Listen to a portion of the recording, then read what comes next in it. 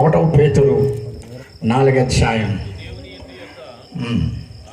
మైకులో కొంచెం మైకులో. తీర్పు దేవుని ఇంటి యొద్ద ఆరంభముగు కాలము వచ్చి ఉన్నది.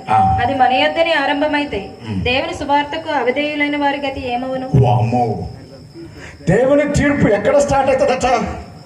ఎక్కడ స్టార్ట్ అవుతుందంటే మన ఇంటి కాడే స్టార్ట్ అవుతుంది, మన యొద్దనే స్టార్ట్ అవుతుంది.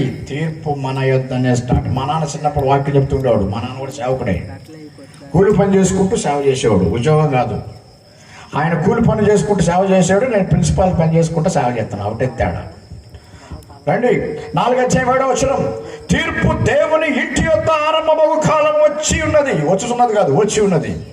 అది మన యొద్దనే ఆరంభమైతే దేవుని సువార్తకు అవిధేయులైన వారి గతి ఏమవును? మరియు నీతిమంతుడే రక్షించబట్టు దుర్లభమైతే భక్తిహీనుడు పాపి ఎక్కడ నిలుచును?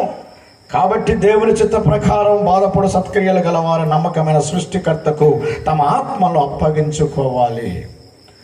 మన ఇంటి వద్దనే స్టార్ట్ అవుతుంది. తన ఇంటి వద్దంటే పరిశుద్ధుల దగ్గర. పరిశుద్ధుల తీర్పు జరగబోతుంది.